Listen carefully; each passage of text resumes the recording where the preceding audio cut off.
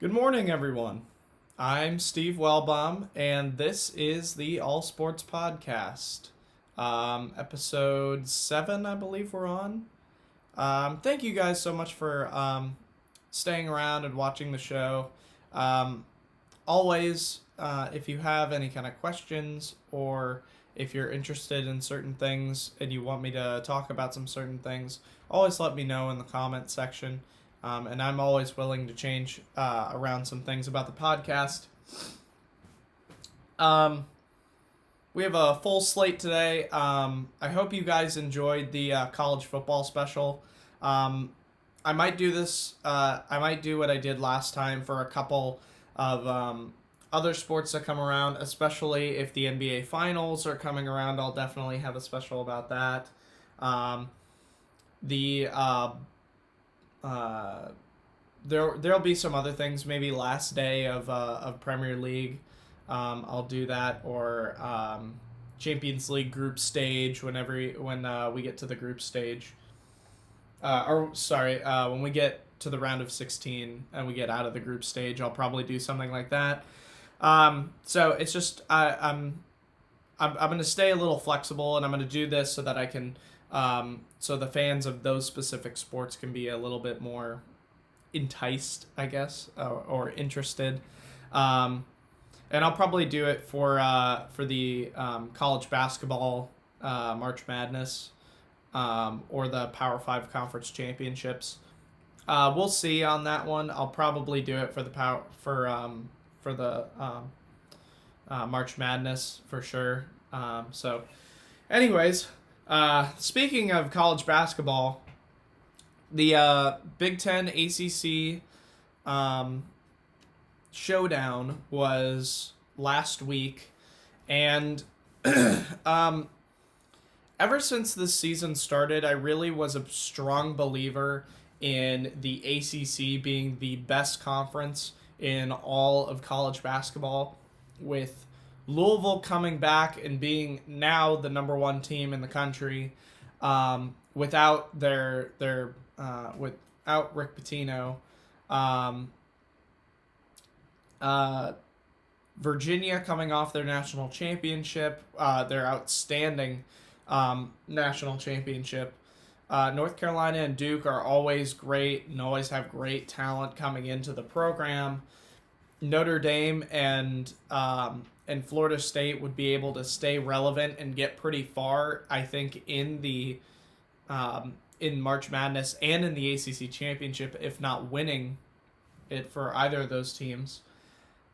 There was just a lot of depth that I didn't think any other conference had.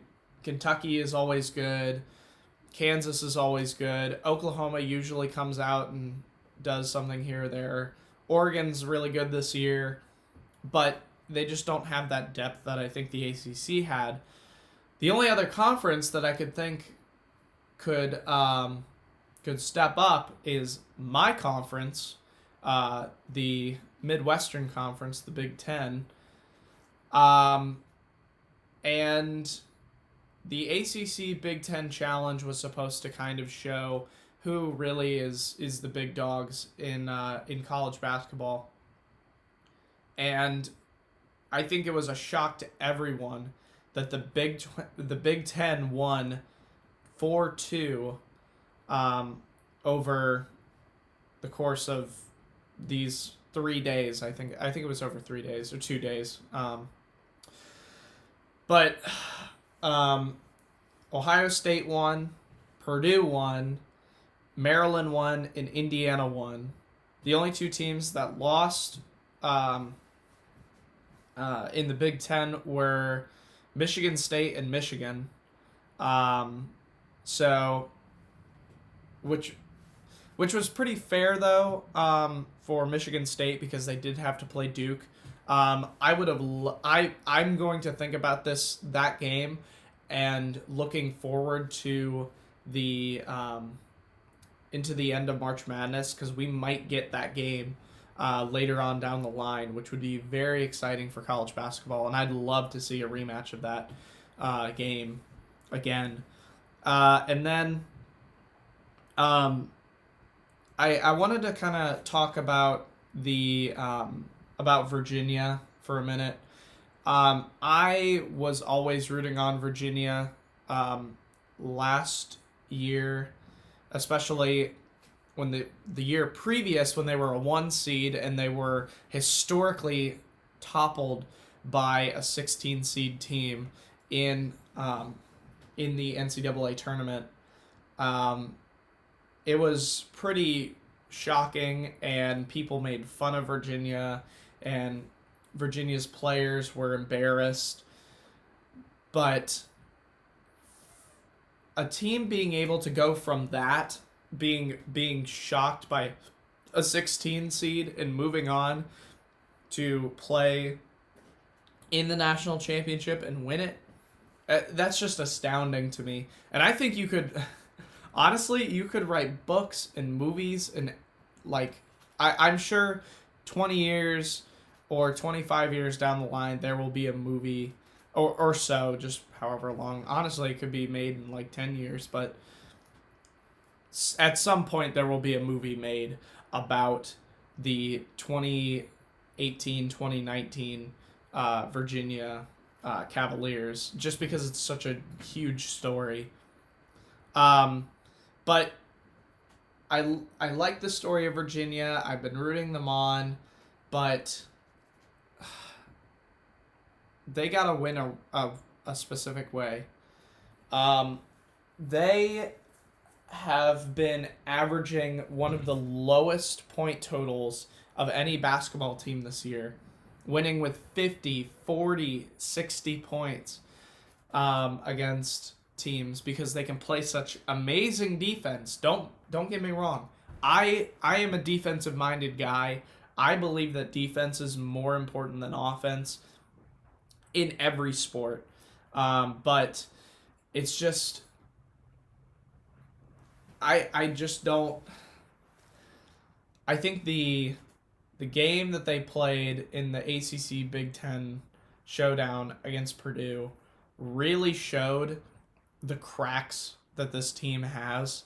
If you can get it out to the perimeter and be able to shoot, get open shots on the perimeter, you will be able to beat this team.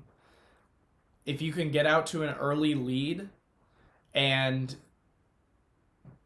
just coast, you will be able to beat this team. They don't play from behind very well. They want to keep you up front, and it's just they're going to play some tough competition later on in the season in the ACC. I mean, even Virginia Tech is going to be hard for them. There's going to be a ton of teams that are going to be able to they're now going to have the blueprint on how to stop Virginia. I don't foresee Virginia winning the ACC or the national championship again. They definitely could win the ACC, but they're just not the favorite. I can see Duke winning it just because it's Duke. North Carolina surprisingly has some players from last year that are sticking around and progressing. And out of the ACC, I could see Louisville. They're kind of hot right now, but they haven't played as tough competition. So I think they're going to get knocked down a little bit. But Virginia, I just don't see being able to keep up with such great coaching staffs and great all-star players. So, moving on, Virginia does have to win a specific way, but I'd love to see it because I love the defensive teams. But I kind of wanted to talk about the top 25. So I have the top 25 pulled up here, and I did take a look at it, and for the most part, I'm pretty okay with it. There were a few things, though, that I would like to see change that I thought were a little inexcusable, in my opinion. To start off, Maryland, as high as they're ranked, is I mean, Maryland's a good a good team. Um, they're undefeated, so that means that they've proven that they're a top team, especially 10 games into the season. My issue being Maryland hasn't played anybody of note. The best team they've beaten is Notre Dame, and Notre Dame really isn't. I don't think they're the same team that they were last year, um, but I think Maryland should move down a little bit. I think they should be the above all the teams with one loss, but number four. I don't know. I feel like there's some other teams that are undefeated that should be able to be in that same conversation, including Auburn. Even though Auburn really hasn't played anybody, they're still undefeated with 8-0. So, and then Louisville at 1, I'm fine with. Kansas above OSU and Maryland. I I don't know. I think OSU should be number 2. A big thing I had was Duke should be above Michigan and Gonzaga, 100%. Gonzaga hasn't played anybody, and they've lost to, if I'm getting this right, they lost to, let's see. Well, they lost to Michigan, which I think Michigan will be a strong team, but they still have a first-year coach, and they're going to have some growing pains, especially a first-year coach that hadn't coached college basketball. And it's kind of a Jim Harbaugh kind of move where you bring somebody back that went to your school and you're trying to build them up. And they had to go to overtime with Oregon, which is fine because Oregon is a strong team. But I really think Virginia should be ranked higher, of course. But Duke, their one loss, they should be able to rise above those other teams, especially when they beat Virginia Tech, a really good team. Michigan State, my favorite to win the entire thing. Kansas, who is a bunch of people's favorite to win the whole thing. So I just think they should be a little higher than that. And then Virginia, of course, should move up.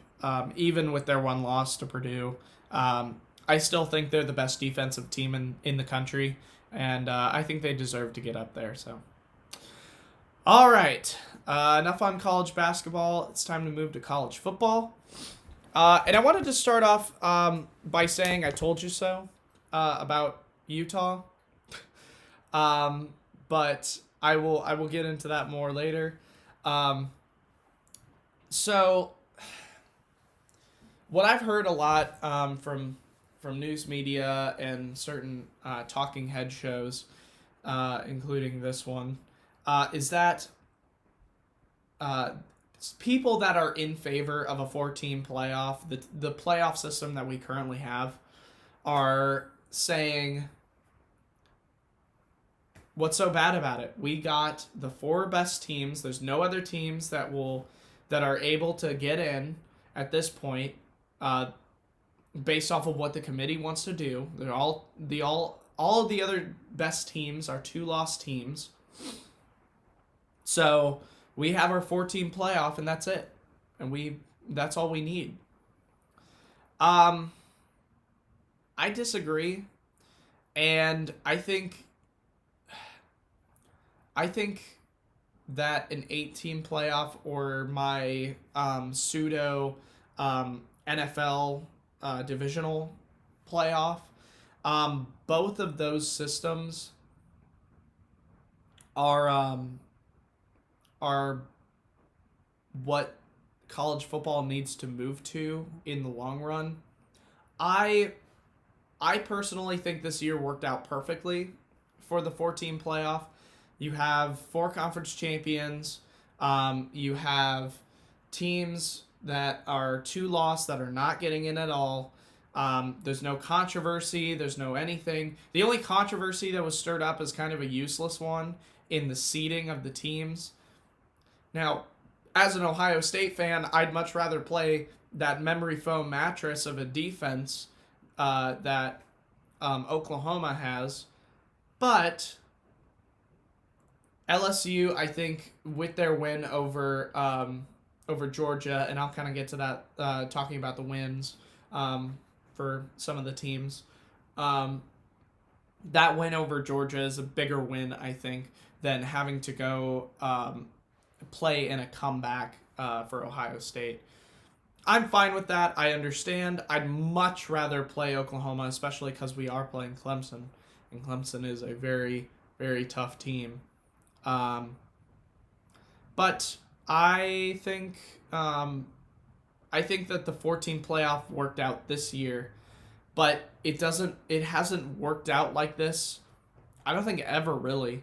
A couple years ago, there was the controversy between Penn State is 2 loss and won their national championship, or Ohio State's 1 loss and didn't even make it to their conference championship.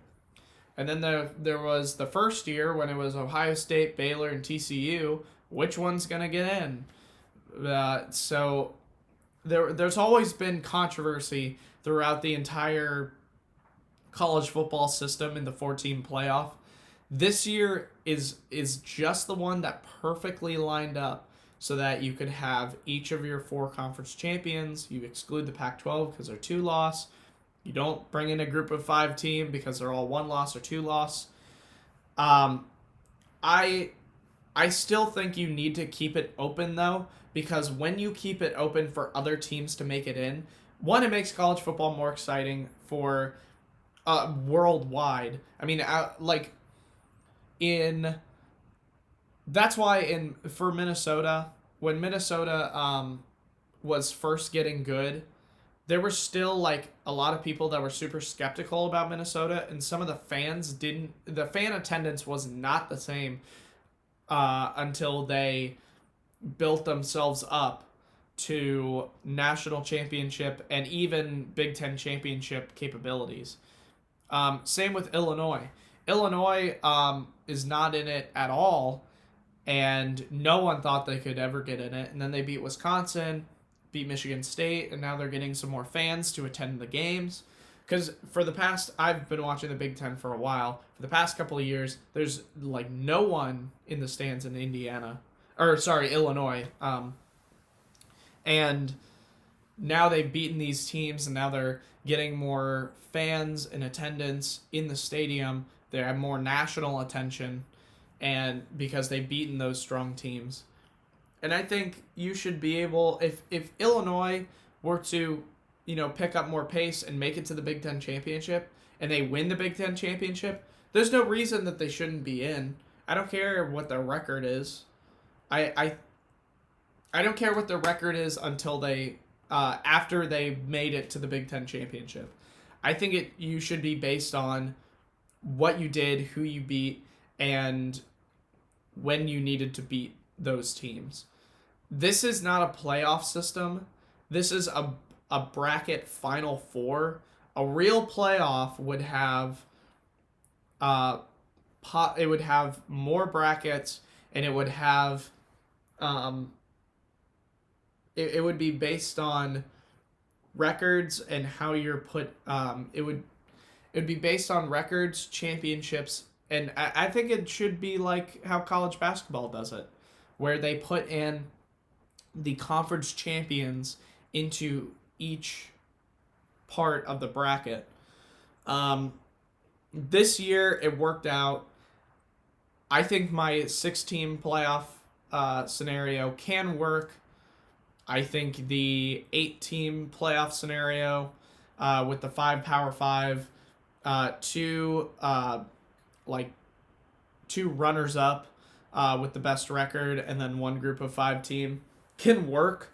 And honestly, you could even translate that to the 6-team, where it's all of these, and it's group of 5 or ACC or American Conference, because most of the time it's going to be the American Conference um, champion, and then it could also be by best record, um, and then the 5 conference champions, and then that's what you have, and then you have a play-in game.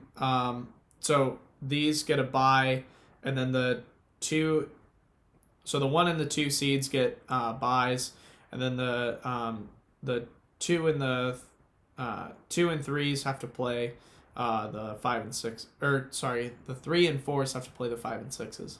My bad. So it's basically like the scenario for not college football. What am I thinking of? NFL football. So definitely think the 14 playoff should be moved to something else, and I don't think it'll change this year because it worked out so well, and they don't want to change it if they don't have to. They want to give the committee the most power, and they want to build a playoff system in where they can make the most money out of it, which is kind of conspiracy theory, whatever. But they're going to make the playoff system that has the most value to it. Because Oklahoma versus LSU has more of a chance to be a closer game than Ohio State, Oklahoma, because of the fact that Oklahoma's defense and LSU's defense are both not spectacular, and it'll be a high-scoring game, and it'll be a late-night game, and everybody will be like, oh my goodness, it's so exciting. And Jalen Hurts has played against LSU before in his career, so it's just, they're going to have narratives, and they are going to sell tickets, and they're going to, have people watching the game. So that's that for the college football playoff. For the conference champions, shock in the Pac-12 for everybody but me. I kind of saw this coming. I think Oregon's running game was the really big surprise in that game. I didn't expect them to run it as well as they did, especially with that super stout first-round pick caliber defense that Utah had. I can see Oregon a few years down the line being able, once they've kind of built their program back, because they're going to lose a lot of offensive linemen, they're going to lose their star quarterback, they're going to have to shift some things. But it's going to be, they're going to be the team to beat in the Pac-12, as long as no one of extreme note goes to Utah or Washington. With Chris Peterson stepping down, it's going to be hard for Washington to build back what they have. Washington State will threaten. Arizona State will threaten. But I think this is Oregon's conference, just as Ohio State's conference is the Big Ten and Clemson's conference is the ACC. So still, it was a fun game to watch. Utah tried as best they could. I give them credit for getting this far, but I just think Oregon was the better team all season. Even with their loss to Arizona State, it was a very close game. And the Auburn game was, I don't know if you could picture a game closer than that. So, big shock in the Pac-12, and I can see Oregon dominating in the Pac-12 for years to come, barring Mario Cristobal leaving or some kind of controversy with that. The Ohio State comeback. Oh my goodness. So I had I don't know why my director thought this was a good idea, but I had a men's chorale concert the night of the Big Ten championship. It started at 7:00, and it went on past the start of the Ohio State game. And so I was wanting to watch it as fast as possible. My phone was dead, so I couldn't watch it on my phone through my ESPN Plus app or through YouTube TV. So I was in the car with my friends. We were gonna go to dinner, and thank goodness we were going to Texas Roadhouse, or else I wouldn't have been able to watch the game. Um, and the whole time, my friend's dad came along with us, and I had to introduce myself and say hi and all this. And I, as we were watching the entire time, I felt myself going like this, and constantly just staring at the disappointment that was on the screen. Ohio State looked. No, no, no, no, no. Not Ohio State. Justin Fields looked flustered. Justin Fields came back from that rough injury, in the rough game period over Michigan, where he came out. Um, uh, the backup quarterback came in for a little bit. He got checked out on his knee. He came back with a brace and then immediately threw a touchdown pass. But Justin Fields, I think, will have these same kind of growing pains when Ohio State plays Clemson. But and if I'm a betting man, I'm betting for Clemson in this game, based off of Ohio State's just complete and utter flusteredness. I like J.K. Dobbins, and I like the build of the defense, but that defense also against Jonathan Taylor looked like they wanted him to score. The problem that Ohio State's having is that people are starting to figure out what makes them tick, and they're disguising different coverages that Justin Fields has never seen before. This is his first year being a college starter. And on the defensive side of the ball, they know how to chip and double team Chase Young, and this is why I don't want the Bengals to draft Chase Young more than Joe Burrow. Chase looks he was a non-factor in that game outside of stopping the run occasionally when Ohio State actually could stop Jonathan Taylor from rushing. They didn't look right. And Jeffrey Okudah being out of the game for a little bit was huge for that team, especially because he is one of the best defensive players in the country, and him not being on that field really changed some things going forward. I think Ohio State can win the national championship, but then again, I think LSU, Clemson, and Ohio State could all win. I don't think Oklahoma has a chance against LSU. I think all three of those teams could win. My issue for Ohio State is in the fact that Justin Fields is really inexperienced. Joe Burrow is he has played college football for way longer than him. He's experienced. He's smart. He has pocket awareness. He knows exactly what he's doing. And pretty boy, I call him pretty boy. Trevor Lawrence for Clemson. He's already won a national championship. He knows what it's like to be in that game. And it's a scenario that Ohio State is very, very new to. I would love to see them win, don't get me wrong, but I don't know how far they can go with a quarterback who's frankly a little confused. So now let's move to the other teams, LSU and Georgia. I've already said it once, but I'll say it again. Just give Joe Burrow the Heisman already. Stop with this. J.K. Dobbins could totally win, or Justin Fields could totally win, or Chase Young's the most dominant player. Shut up. I love those players. I think they're great players, and they could all be first-round picks. But Joe Burrow is having one of the best college seasons of a quarterback I think I've ever seen. Better than Trevor Lawrence's last year, I think, in my opinion.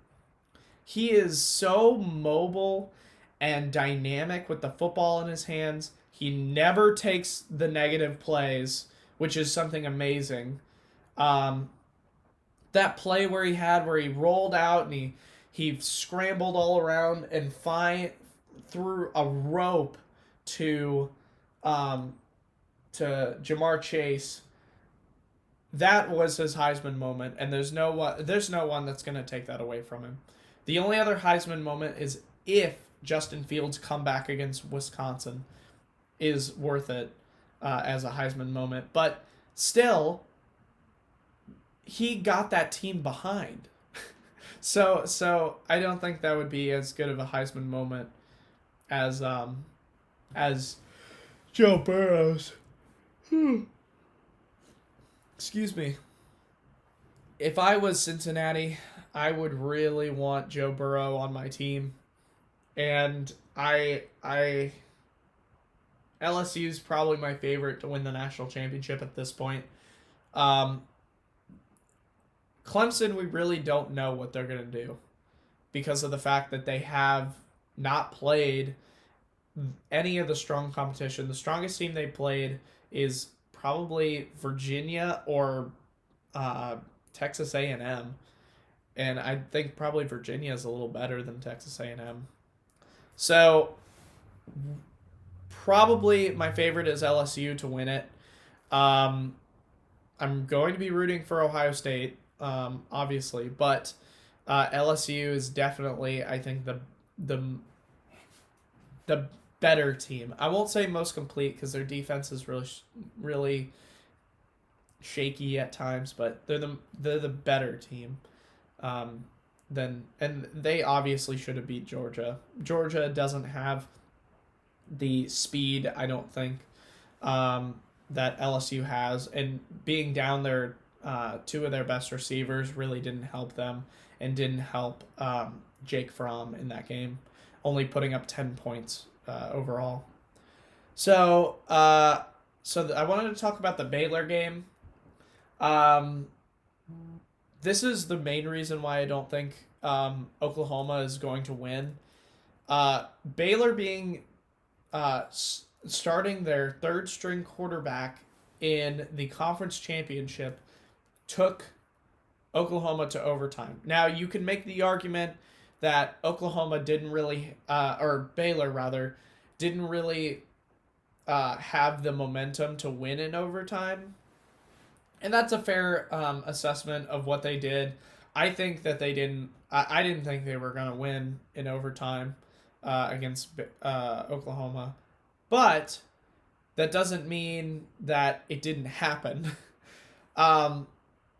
Baylor is a strong team. Baylor, I think, will be back, especially with the only other team in that conference that can really keep up is Texas and Oklahoma.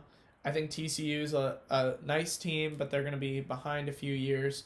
K-State is a really nice team, and I think they're going to be... K-State and Iowa State are both nice teams, but I don't think they're going to take over those three teams. And Matt Rule for Baylor he's a really upstanding guy. I loved him when he was at Temple. Being able to build that program as a contender in the American Conference, and now he's built Baylor as a contender for the Big 12.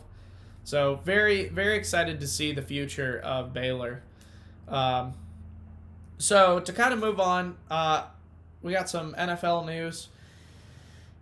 So I was watching that Saints game. My brother was very excited for it. It's probably the biggest game the Saints have played all season. The Saints have had a really hard schedule if you look at it. And it's surprising that they've already clinched a playoff spot with such a difficult schedule. Um, so the Saints lost last weekend to the 49ers. It was a tough game. Drew Brees had one of his trademark comebacks. He's the most clutch quarterback, I think, currently playing football right now, even over Tom Brady. Just clinical drive, moving down the field and doing exactly what he needed to do. And then there was a little too much time on the clock.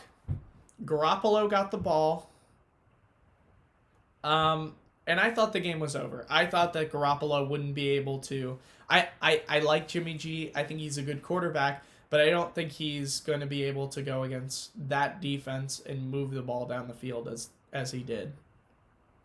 So I guess he doesn't have to, because he threw a quick ball out to George Kittle, who broke off a couple tackles and got a face mask on him, which set up a chip shot field goal for Robbie Gould and won them the game.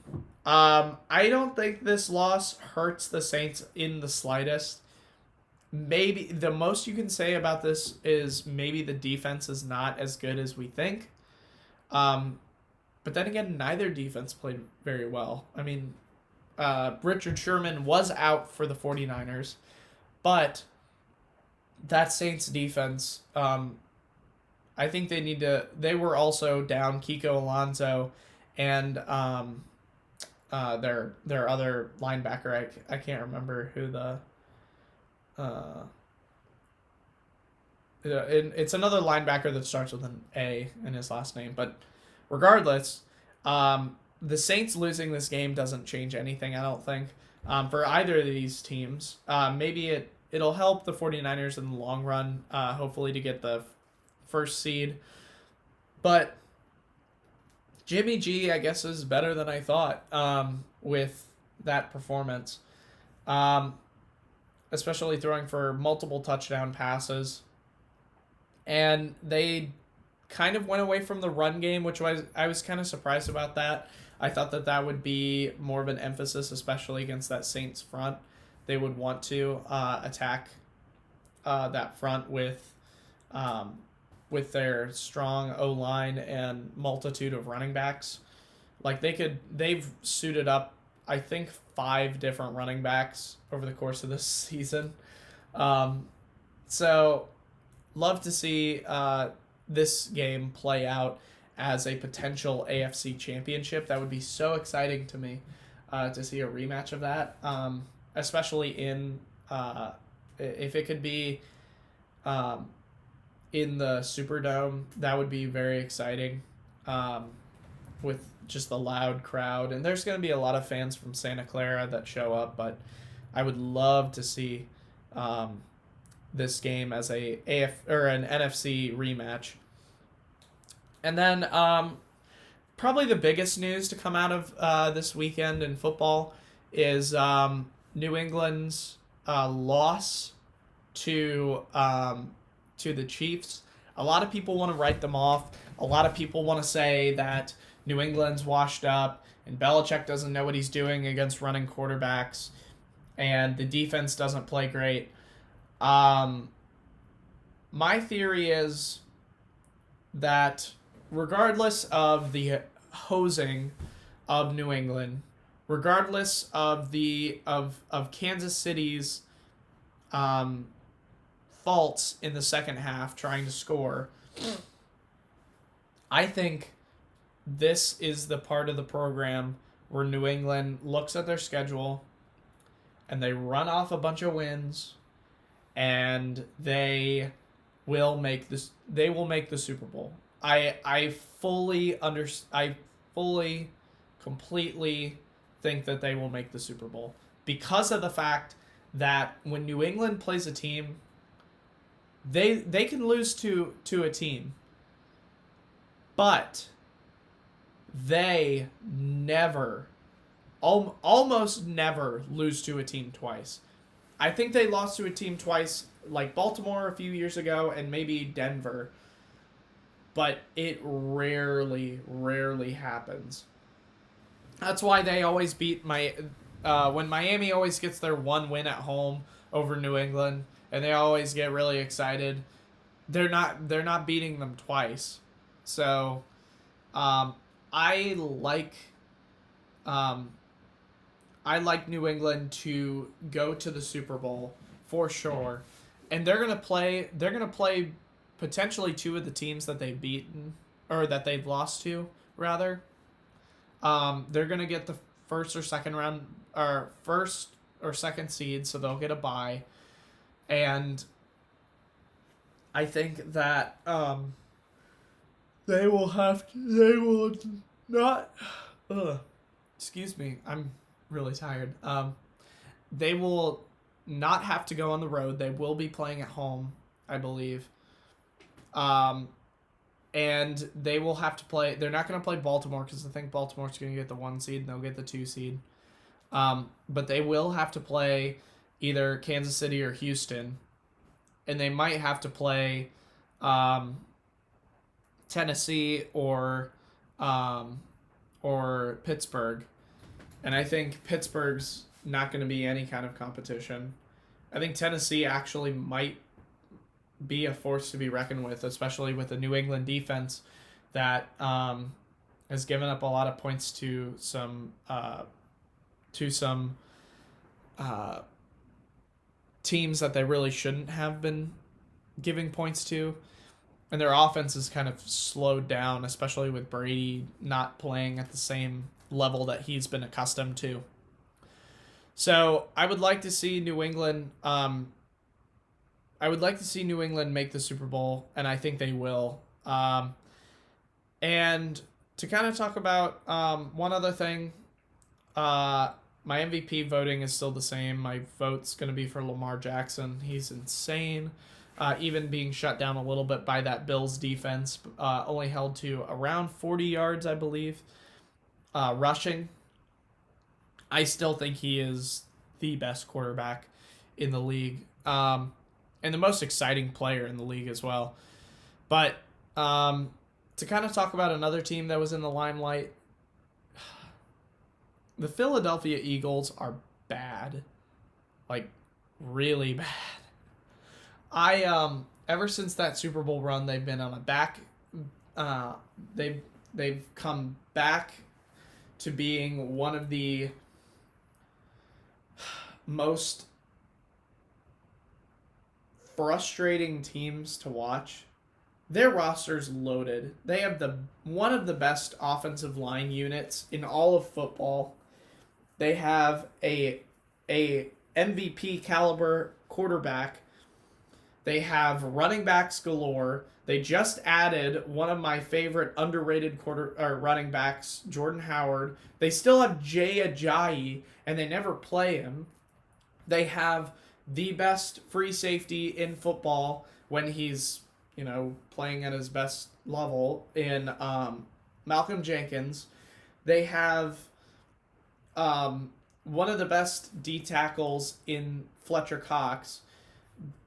Nigel Bradham is a very strong linebacker.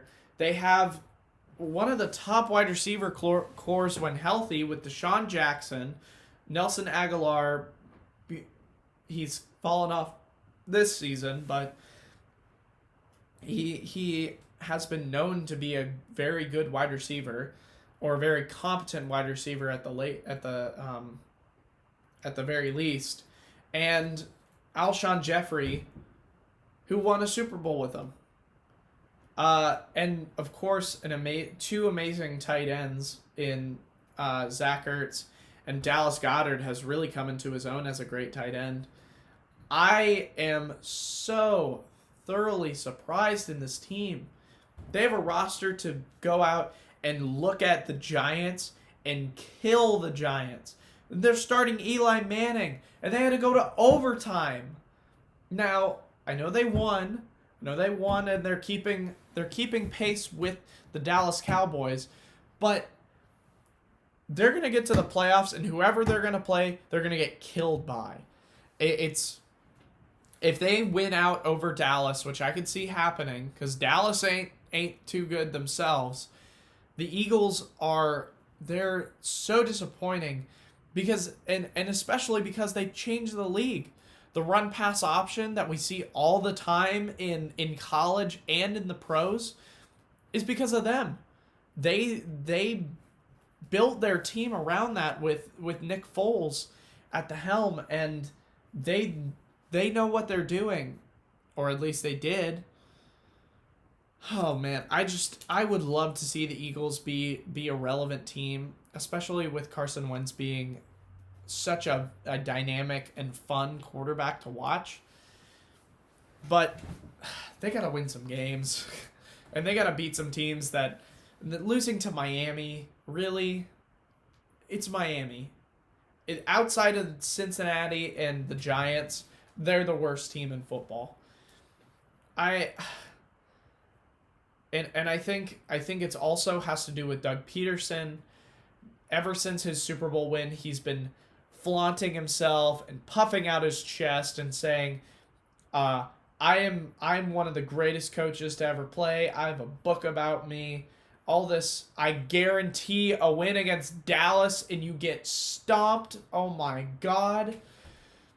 I don't know. It's just I really like their roster. And I think they have a roster better than a lot of teams in this league. And they shouldn't be able to lose these games, especially when they're trying to keep pace with the Dallas Cowboys, their biggest rival in the division. And they could still make the playoffs. That's the crazy thing about the NFC East, is that the division sucks so bad that they could literally get in and they don't have to try at all. Oh my gosh.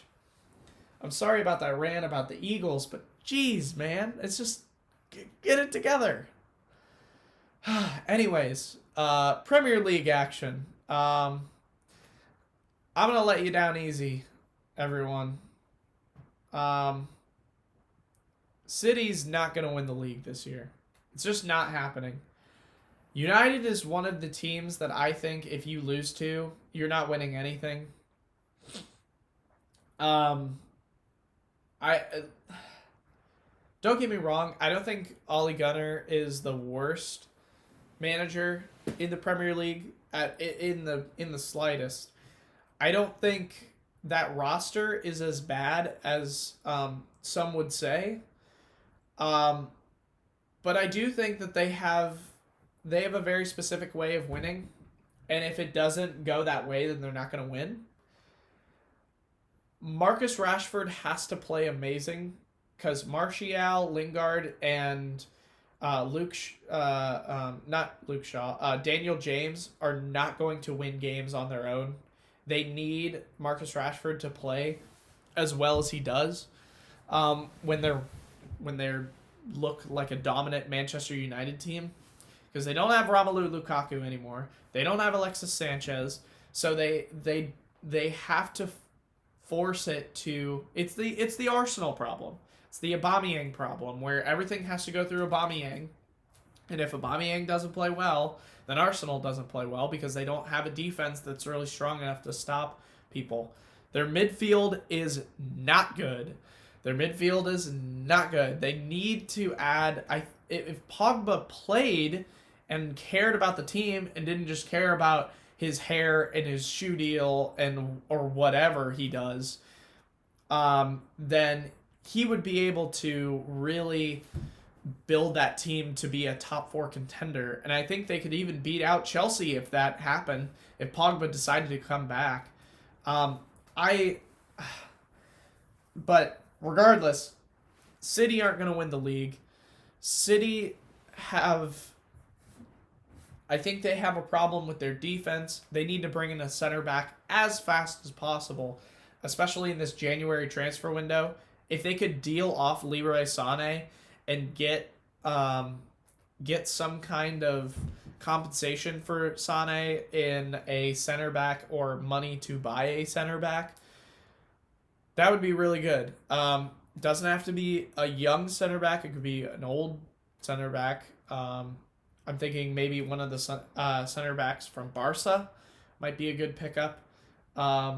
In Samuel Umtiti, if they could bring him in, He might not be as well suited for that team, but he hasn't been starting for Barca every single game. So he might be able to get a deal done to move to City. This is a transfer I would like to see, because I think Umtiti is a very, very good player, and I but even if they do bring in another center back, I feel like they'll get desperate and they'll overpay for somebody that is not really at that starting caliber for a top 4 club like City. So I hope whoever it is, I just hope it's not Lewis Dunk.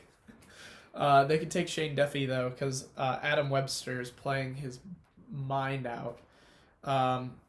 So anyways, City, they're gonna get 3rd, might even get 4th, depending on how well Chelsea plays for the rest of the season. But you're not gonna get 1st place. Everton. Well, I got some good news, Everton fans. You actually won a game. You didn't tie or lose, which is what you've been doing like all season. The problem Everton have is kind of an invisible one. They have a super, super strong roster. But the thing that really was bothersome to me when I watched Everton play was Moise Kean is an outstanding young striker, and he's not getting any playing time at all. He came in. He always comes in really late. He looks confused when he's there, and I think they need to develop him a lot more if Everton want to stay relevant, or even bring in another striker. I think Alex Iwobi coming to the team, I thought would be a bigger, good change to that team, but it's kind of fallen off a little bit. I still like Iwobi for the most part, but he's definitely regressed since he's been there. And Everton will be able, I think they will be able to stay up for sure. They'll be a mid-table team.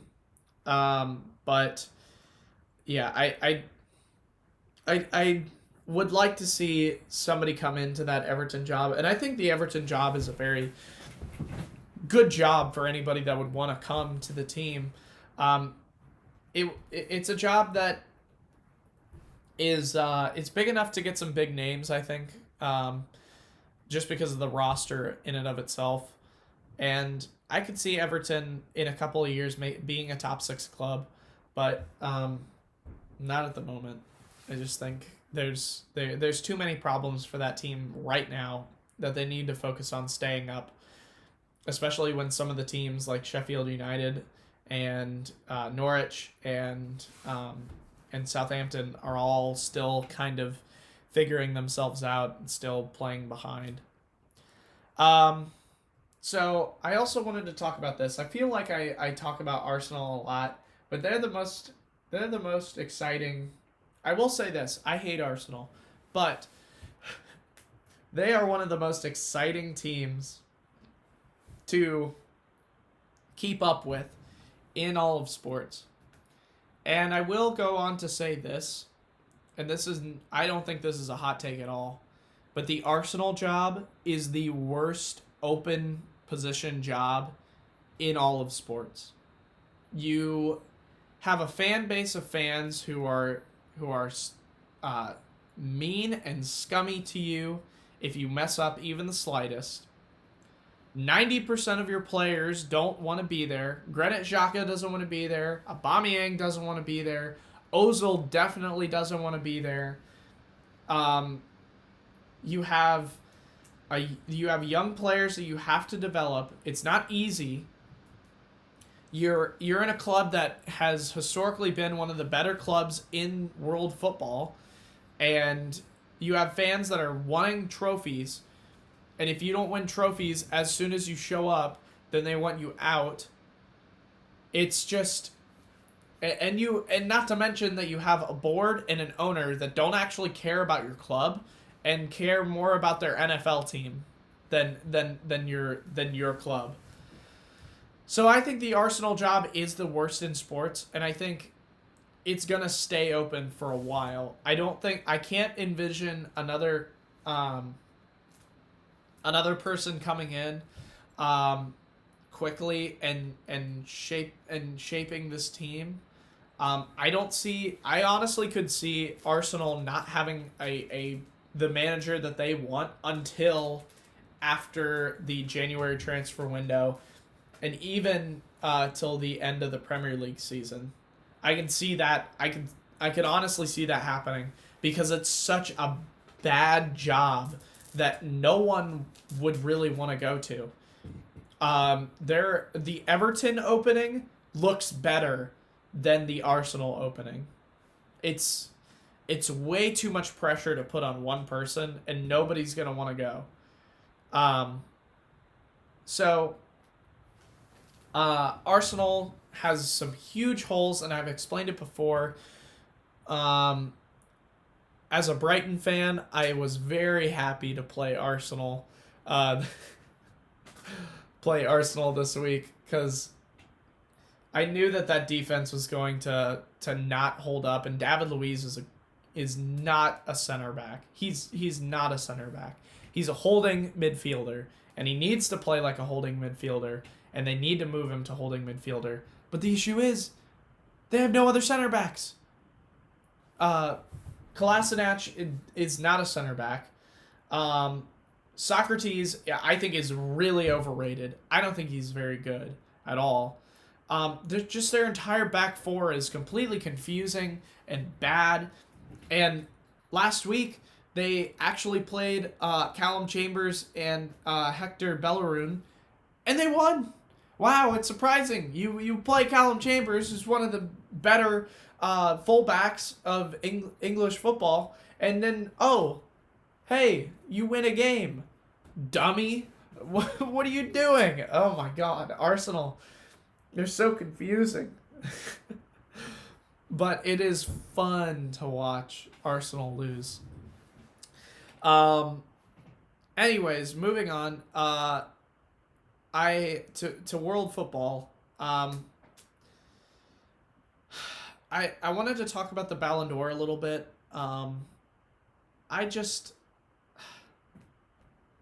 The Ballon d'Or standings were as followed. Messi got the first place votes. The second place votes went to Virgil van Dijk, and Cristiano Ronaldo got the third most votes. Lionel Messi is the greatest player of my generation, for sure. He is able to do things with a football that nobody else can do. He's able to score on a whim, and he is borderline unstoppable, especially at a very old age, really. There are people that will say that if Virgil van Dijk were to win the Ballon d'Or, it would be like the Luka Modric Ballon d'Or, where Luka is a solid player. He's a good player, but he had one good season where he'll win the Ballon d'Or, and he'll be up there in contention, but it's basically because they didn't want Messi or Ronaldo to win it. Virgil van Dijk is not like that. Defensive players rarely win the Ballon d'Or. And I obviously Virgil van Dijk is the best center back in world football. There's no denying that. I think he's the best player in world football. And we have a scenario on our hands that is, again, another it's the Heisman Trophy against Chase Young scenario. Virgil van Dijk is the best player in football, and the Ballon d'Or should represent the best player in football. And they're not going to pick Virgil van Dijk because he's not flashy, he's not exciting, he doesn't score goals, except except when he does on set pieces. But it's just it is complete and utter shock to me that Virgil van Dijk didn't win, because of the fact that he is such a dominant player. If Virgil van Dijk is not on that pitch against Barca, or even against Porto, I don't know if Liverpool's winning that game, because if you take out Virgil van Dijk from that team, you basically have Arsenal. You have a great front three of offensive players. You have a middling midfield that's not as great as it's said, and you have Dejan Lovren and Joel Matip or Joe Gomez, depending on who Klopp decides to play. Lovren maybe could keep Liverpool together, but Liverpool without Van Dijk is a fourth place contending team. They're contending for the fourth spot. Virgil van Dijk means so much to world football, I think, and I can't wait for Barca versus Liverpool if that ever happens again, because I know Virgil will play like a madman in that game. So, Virgil, you didn't win the Ballon d'Or, but in my heart, you won. So, and I wanted to talk about a few transfers. I kind of talked about, I kind of got ahead of myself, and wanted, I was talking about Pogba and the center back. I think City needs a center back, and I think Samuel Umtiti going there would be a very good thing for City. It would be really expensive to get Umtiti, but I would love to see him in the Premier League. He's one of my favorite French players. And then I think Coutinho, if he stays at Barca, if they choose to, I believe that Coutinho has a buyout clause where he can be bought by Bayern and be able to stay there and not have to go back to Barca. I would love to see that, because he is playing like when he played at Liverpool, which is really exciting, because I like Coutinho. I like the little magician, and I'd like to see him stay at that number 10 position instead of at Barca, where he was at the number 10. They put him out to the wing, and they confused him, and they didn't really know what he was doing. He can play at the wing. He can definitely do it, but there's too many star potential at Barca, and you have to play a specific way. And Suarez and Neymar knew how to play that way. But Messi wants to play his way, and he's not going to really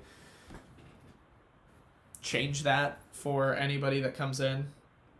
So I really would like to see Coutinho stay at Bayern, especially with Lewandowski getting up there in age. They need another rising star to kind of be there and be the anchor of that team.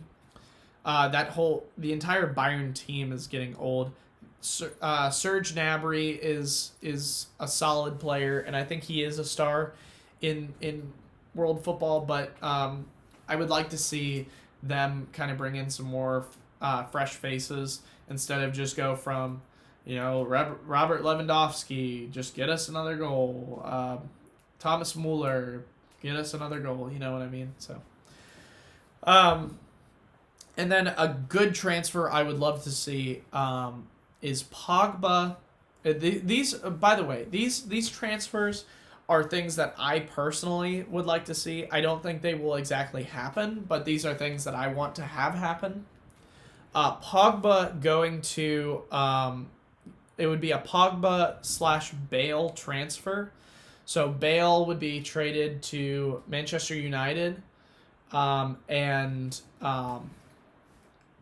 Pogba would be sent to Real Madrid. He has been wanting to go to La Liga for the longest time, and I think I don't know exactly if they would need a defensive player a holding midfielder in Real, but Toni Kroos is getting up there in age, and him and Luka Modric I know are like completely different players, or completely different people. I think they could actually get along really well, and I think Pogba and Hazard both being on the same team is kind of insane to think about. They would have to pay him loads of money. They would take a big hit, but I can see the Pogba. Excuse me, I'm very, very tired this video. The Pogba Bale transfer being good for both teams, and for United, they get rid of Pogba, so that's great. Gareth Bale still has a few years left that he can really show what he's made of. He hates Real. He doesn't like playing for that team currently, and that team needs United needs offensive help. Daniel James is a good player. Don't get me wrong, but I really would like to see how well Gareth Bale performs with a team that he needs to be the star of, really, because Marcus Rashford is the only star on that team, and has really had to carry it for as long as he can. And he's still like a kid. He's still like 21, 22. He's a Marcus Rashford is still a child, basically, at this point. So if they could bring in a veteran leader like Gareth Bale, that could really help them. And then I really want to see Sane to Bayern with him, Gnabry, and Robert Lewandowski all up top with Phil Coutinho at the number 10. That offense could dominate in the Premier League, or sorry, in the Bundesliga. And for City, what they would get out of it is more money to go and use on a center back. And they will definitely get a center back over the transfer window. I guarantee they'll get a center back. Because John Stones is not the answer at center back that they think he is. Laporte is good. But they have a lot of fullbacks and they don't have a lot of center backs. So, I'd like to see Otamendi go somewhere other than City, because he's not really playing as much. I'd like to see him maybe at like a little smaller club, like a Leicester or a Everton even. I would like to see Leicester, though, especially Leicester, get a winger. Can we please get a winger for Leicester? Jamie Vardy is playing his brains out, but I think it's a matter of time until Jamie Vardy kind of falls off, because he's so up there in age. I think he's 35 at the moment, and he has taken a beating over the years. I think they really need to get somebody to help out Jamie Vardy, and I think if they were to get another winger, that would really solidify them as the number 2 team in the table, and they would be able to make the Champions League, which is pretty awesome. So yeah, that's what I think of some transfers that I would like to see. There's probably more. I'd like to see maybe one of the Arsenal stars from that front four leave to go somewhere else. I don't envision Mesut Ozil going anywhere, though. Pierre Aubameyang, I'd like to see go to maybe another German club, or maybe even Barcelona, or not Barcelona, maybe even Real Madrid. I know Benzema is very good, but Aubameyang and Benzema swapping out between each other would be amazing. I don't think he would want to stay in the Premier League. So, yeah, this has been the All Sports Podcast. Thank you guys for watching and listening. I also wanted to kind of talk about just this for a little bit. I really ooh, dogs are barking outside. Um, I really want to grow this podcast as much as I can.